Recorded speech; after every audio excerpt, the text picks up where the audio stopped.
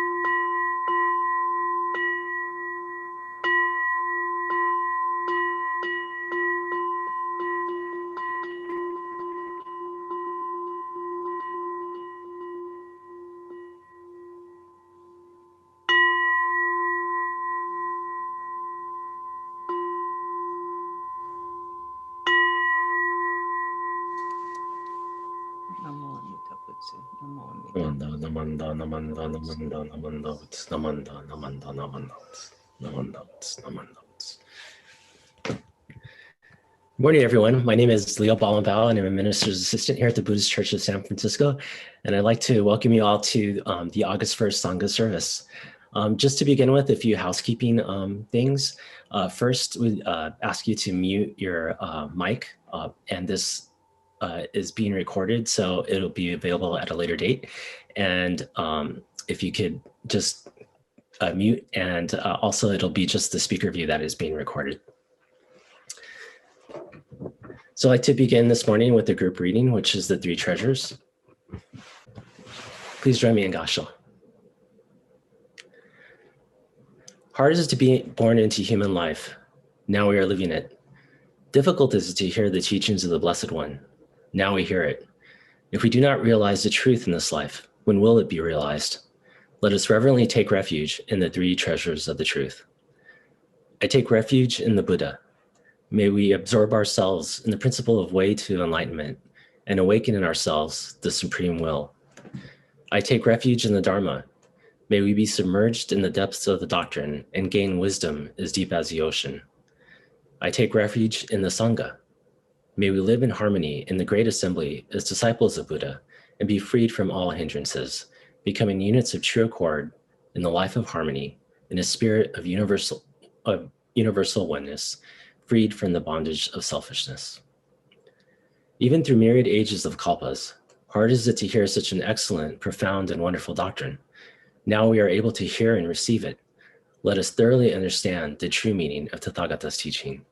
Namo Amida Butsu, Namo Amida Butsu, Namo Amida Butsu, Namanda, Namanda, Namanda, Namanda Butsu, Namanda Butsu. And now I'd like to invite Camille Sensei to chant the Juseige. From the larger Sutra of Immeasurable Life, the Bodhisattva Dharmakara, who becomes the Amida Buddha, declares to the Buddha Lokeshvara Raja his intention to become a Buddha himself and to establish the most incomparable vow in the world, to become a great provider and save the poor and suffering, and to attain Buddhahood and have his name heard throughout the 10 quarters of the universe.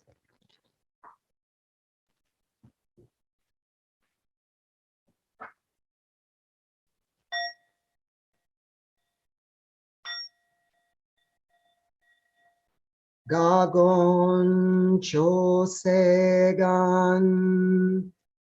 Kishimu jodo Shigan fumanzo Seifujo shogak Gao muryoko Uisai seishu Usai shobingu Seifujo sogak Gashi jobundo Myosho chojipo Kukyo mishomon Seifujo shogak Ryokujin shonen Joe shubongyo Shigumu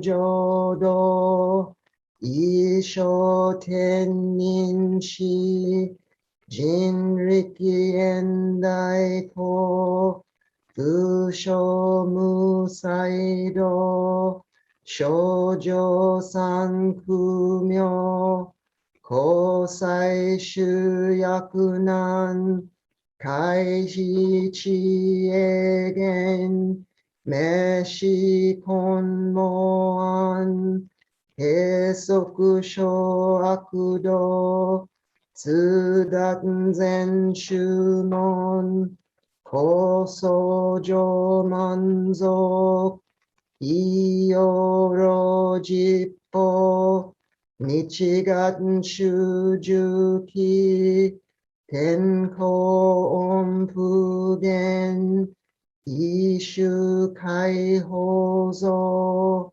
Kose kudoku ho Jo dai shuchu Seppo shishiku Kuyo isai butsu Gusoku shutoku hon Gane shinjo man Tokui sangai o Nyobuten mugechi Tsudaten mi fusho Ganga kueri Toshi saisho son Shigan yakoka Daisen o kando Koku shotenin To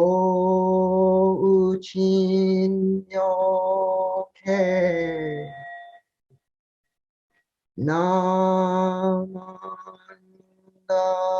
Namandabu Namandabu Namandabu Namandabu Namandabu Namandabu Ganni shikudoku Byodo sei sai Dohon bodai shin Ojo anra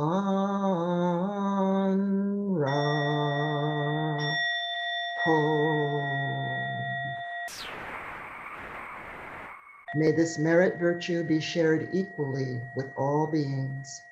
May we together awaken the Bodhi mind and be born in the realm of serenity and joy. Namo Amida Butsu, Namo Amida Butsu, Namo Amida Butsu, Namo Amida Butsu. Thank you, Camille Sensei. Next, we will have a Dharma talk by Leo Jocelyn Sensei. Good morning. Please join me in Kansho as I read the words of Shinran from Hymns of the Dharma Ages. Through great love, which is Amida's directing of virtue for our going forth, we attain great compassion, which is Amida's directing of virtue for our return. Namo Amida Boots. Namo Amida Boots. Namo Amida Boots. Good morning. I'm grateful to be here this morning for our service of August 1st, 2021. And I can't believe it's already August. I appreciate that we're able to get together for a live Zoom service, but really looking forward to the day when we can all join together live in person in the Hondo to celebrate and partake in the Dharma. So I find this opening passage that I just read to be very applicable and very meaningful for what's going on in the world today. I especially like the language. This opening passage refers to great love and great compassion. And I like that these words are used, and I appreciate that the translators chose these words, because in my opinion, everything boils down to love and compassion. And when I speak of love, when I say that word love, I'm not talking about a romantic type of love. I'm speaking in terms of big picture love, of all-encompassing love. And I'm thinking in terms of the Brahma Viharas, the loving kindness, compassion, joyful, sympathetic joy, and equanimity. So these Brahma Viharas are what comprise love. And Thich Nhat Hanh, in his book, The Heart of the Buddha's Teaching, refers to the Brahma Viharas as the aspects of true love. So when I say the word love today, I'm referring to big picture love. So when Shinran talks about Amida's directing of virtue, I hear this in terms of great love coming toward us and great compassion grasping us. And when that happens, we can't help but share it with others. In my mind, everything boils down to love and compassion. And I believe that Amida is both a symbol of and the embodiment of these energies. The energies of love and compassion, I believe, are the fundamental energies of the universe. We all remember that, well, many of us, I can't say we all, you might remember that song by Jackie DeShannon, What the World Needs Now is Love. It was number 7 on the Billboard Hot 100 list back in 1965. And some of us may have run out and grabbed the, to buy the 45. Those of us who remember what 45s are. And, that was back in the 60s. And there was a lot going on back then. What the world needed was love in the 60s. And nothing has changed. What the world needs now is love in today's world. And so we see it, like most recently, what brings this to mind for us is the rise in anti-Asian hate crimes. We see that this is really coming close to home. And so it brings up the question, where is love and compassion when there's violence? And so that's what I want to talk about today. I've been thinking about this a lot because recently I was reminded that I am a victim of violence. 30 years ago, I was physically assaulted. And this is something that I had not been thinking about a lot recently, but I was called up for jury duty a few weeks ago. And I had to go through the jury selection process for a court case involving an assault. And of course, they wanted to know whether any of the prospective jurors had been a victim of assault. So I had to disclose that I was. And they asked me a lot of questions. And so these questions brought up a lot of unpleasant memories. And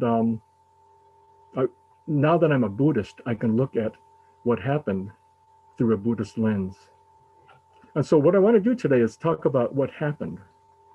And I'd like to apply a Buddhist perspective to it, especially love and compassion. So what happened is that this happened about 30 years ago.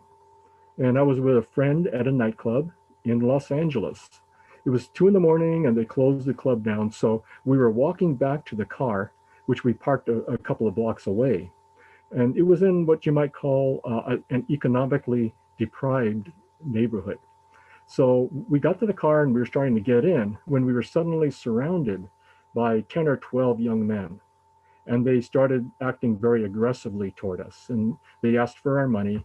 And one of them two of them actually came up to me and started shoving their hands down my pockets. And so automatically I pushed them away.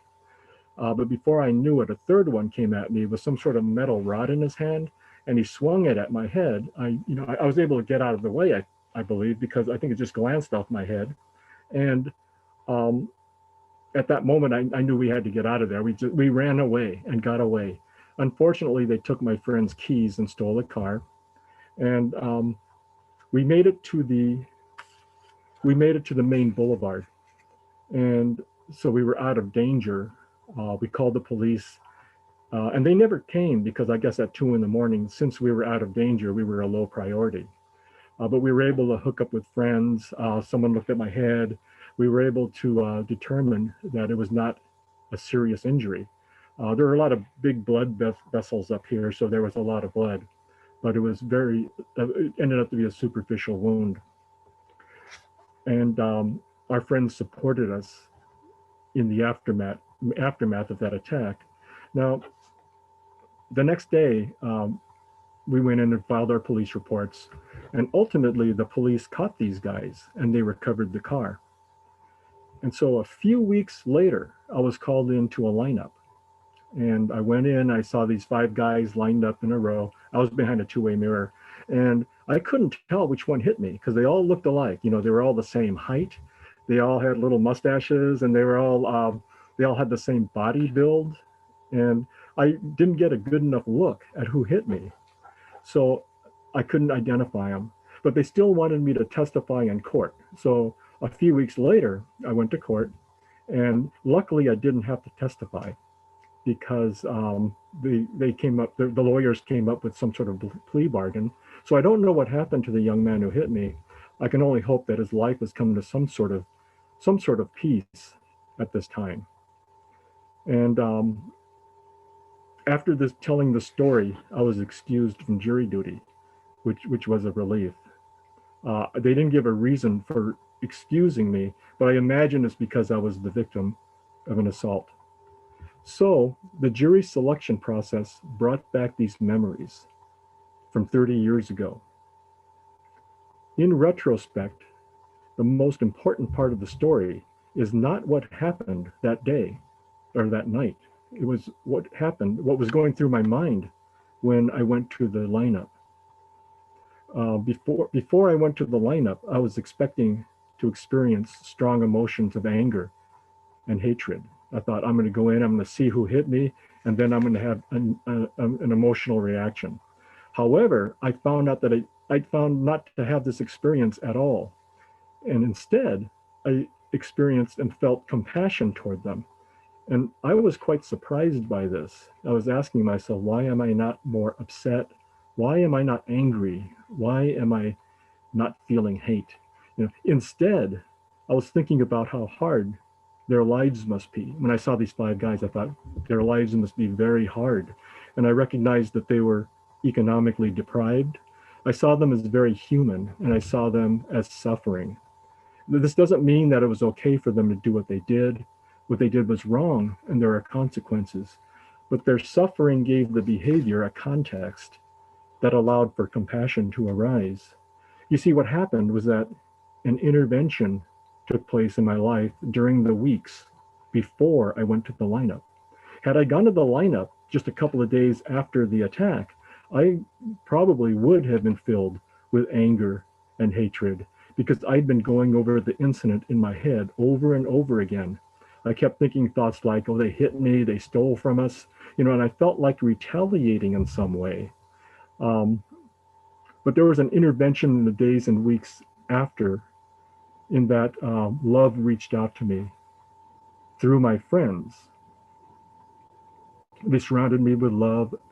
They enveloped me in the Brahma Viharas, and they held me in such a way that I was able to begin a process of healing and reconciliation. They listened as I talked about what happened. So it was kind of like being in informal therapy.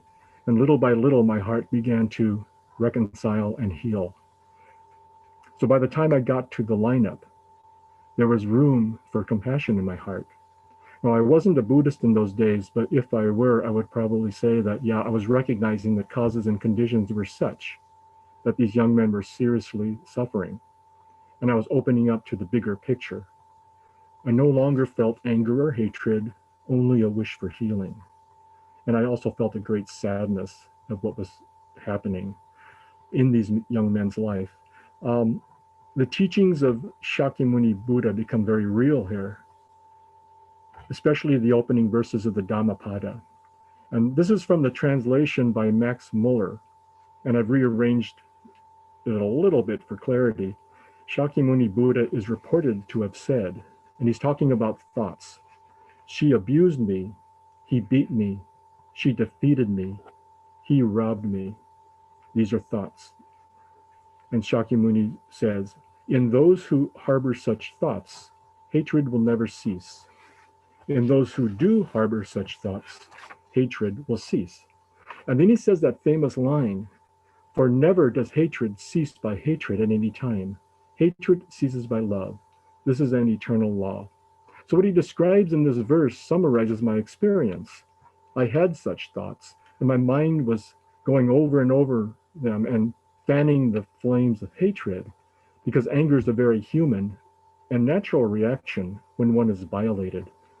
But just as the Buddha said, hatred ceases by love, and not by any great effort on my part. Love reached out to me, and my thoughts and mind went in that direction. And just as the Buddha described, this did overcome the hatred that was beginning to take root in my mind. So I don't want this to sound too simplistic. Being a victim of violence involves various complexities, and everyone has their own path toward healing and reconciliation. The outcome is out of our control and depends on causes and conditions. And this can be a long, difficult journey. But the main point that I want to remind all of us is that we're not alone on this journey. There are amazing energies that permeate the oneness that we are a part of. This is not about creating love or producing love. It's about opening our hearts and receiving the love that is already here. It's about connecting with the love that moves toward us and the compassion that moves us toward helping others. And I think that this is what the golden chain is all about. When we recite the golden chain in the face of hatred, it's not a simple expression that we recite. It's a recognition of the vast and inconceivable love that we've been speaking of. So when we say, "I am a link in Amita's golden chain of love," we're recognizing that we're connected to energies that are described by Shinran as being vast and inconceivable. When we say, "I will keep my link bright and strong," and we'll try to think pure thoughts, say pure words, and do pure deeds, we're aligning ourselves with these energies. It's an alignment of the finite and the infinite. And when we say, "May we all attain perfect peace," we're recognizing that interconnections and oneness means everyone. When we can include everyone, we are truly living the Nembutsu. So to bring this to a close, let's return to the opening passage. By Shinran, he says, "Through great love, which is Amita's directing of virtue for our going forth, we attain great compassion, which is Amita's directing of virtue for our return." With these words, Shinran describes Amita's directing of virtue in terms of love and compassion. And in the Hymns of the Dharma Ages, in fact, on the same page, this is from page 411 of the Collected Works of Shinran, on the same page he writes, "The directing of virtue embodied in Namo Amida Butsu is, in its benevolent working, vast and inconceivable." So when I read these words, my understanding is that love and compassion are embodied in the Nembutsu, and it is truly vast and beyond our comprehension. So let's remember that this vast and inconceivable love and compassion permeates our interconnections and the entire universe. And again, in the words of Jackie DeShannon, what the world needs now is love. And love is not only about kindness, it's also about strength. The strength to stand up against hatred, the strength to work through whatever comes our way, the strength to heal and reconcile, the strength that is inherent in the Brahma Viharas. So rather than saying what the world needs now is love, we can say what the world needs now is for all of us to open our hearts and receive the love that is already here, the love that permeates the oneness that we're all a part of. Please join me in Kansho. Through great love, which is Amita's directing of virtue for our going forth, we attain great compassion, which is Amita's directing of virtue for our return. Namo Amida Boots, Namo Amida Boots, Namo Amida Boots. Thank you. Thank you, Sensei. Thank you for sharing your story. Next, we'll have the Gatha written by BCSF member BJ Soriano. Let's weave the Dharma in our lives.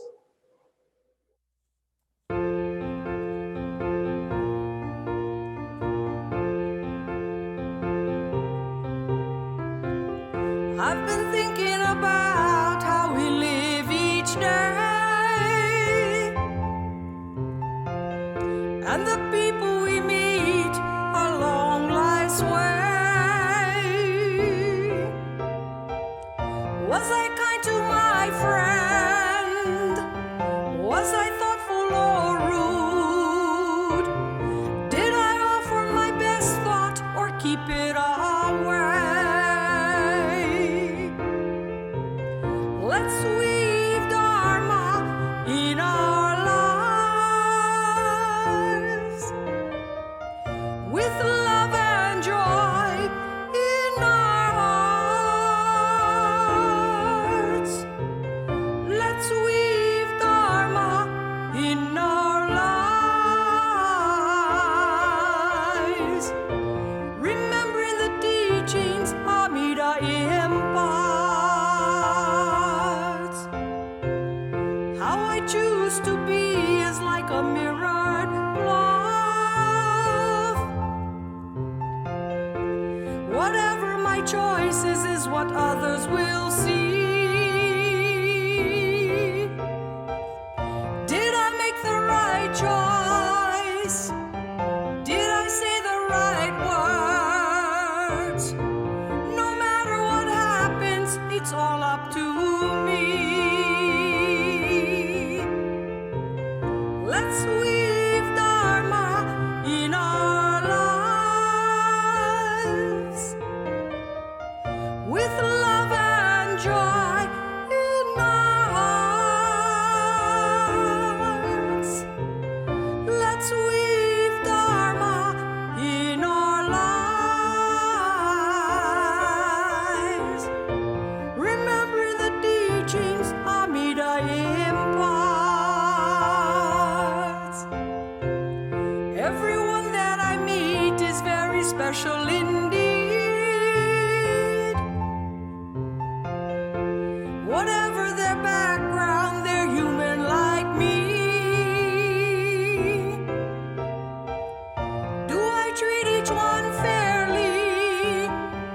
Do I show great compassion? Living aloha is the true path to lead.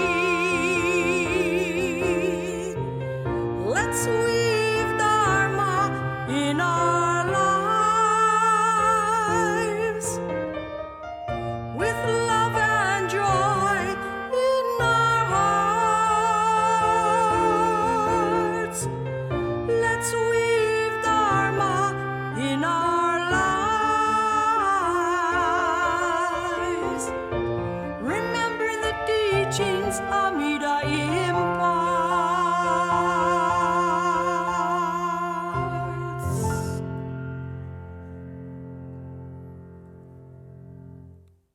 Thank you, BJ. Namo Amida Butsu, Namanda, Namanda, Namanda Butsu.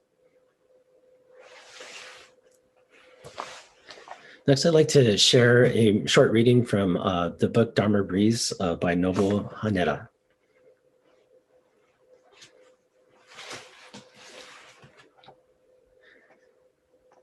The true Pure Land is a place where we learn that samsara is nirvana. This is a reality of suffering is actually an ideal.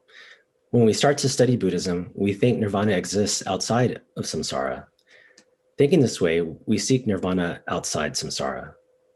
But Shinran calls such an escapist approach provisional birth. It is a birth that is based on our dualistic expectations. But when we meet Amida Buddha, or more specifically, when we meet historical human beings who embody the innermost aspiration, they challenge our desire to settle in a comfortable land. They teach us that we should move out of our type of pure land, in effect, provisional land, and appreciate this world of suffering as part of the true pure land. They teach us that samsara is the only place where the innermost aspiration can exist and work. The innermost aspiration is the spiritual force that is continuously transforming this world of suffering into the pure land. It is the spiritual force that is continuously pure landizing impure lands. Namo Amida Butsu. Namo Amida Butsu. Namanda Namanda Butsu. Thank you, everyone. I'd like to begin by thanking Camille Sensei for chanting for us today, and for Leo Jalzin Sensei. Thank you very much for that talk, and for sharing your story with us. And I'd also like to thank Kevin Yoza for coordinating our Zoom call today. Are there any other announcements at this time? Hi, everyone. I'm Kevin Yoza. I just want to say a couple things. This past weekend was our second virtual Obon, and we just want to express our appreciation to everyone that helped plan and produce this video. Thank you to our MCs, the Ginza Bazaar co-chairs, our ministerial team, the Bonadori teachers, and our guest performers. And also thank you to everyone who decorated those beautiful Obon lanterns and sent in photos of them. Those are beautiful to see. Thank you to everyone who sent in photos and videos of their Obon memories. Those are always really enjoyable to look at. And thank you to everyone who recorded video themselves dancing Tankobushi. That was really cool to see. So if you haven't checked it out yet, it's on our temple's YouTube channel, so feel free to check it out. And hopefully next year, we'll all be back together to do it in person. So, and the second thing I want to talk about was our silent auction and Emporium and Bazaar. This was our first time doing it online. So we had a great group of folks working on it for the past few months. So much appreciation to all of them for collecting and transporting donations, sorting them, organizing them, photographing them, working on the website, and packaging them and distributing them. And thank you to everyone who donated your items, from your homemade goods and crafts to your antique collectibles. The auction wouldn't be what it is without your donations. And thank you to everyone who participated by buying and purchasing items. Today's the second and last day to pick up your items. So if you haven't done it yet, please come by this afternoon and pick up your items if you have things you want or purchased. And hopefully we'll be doing more of these online auctions and emporiums in the future. Okay, that's it. Thank you very much. Thank you, Kevin. This concludes this morning's service. Thank you for joining us. Please feel free to stay on after the recording has ended to say hello to your fellow Sangha members. Namo Amida Butsu. Namo Amida Butsu. Namo Amida Butsu. Namanda Namanda Namanda Butsu.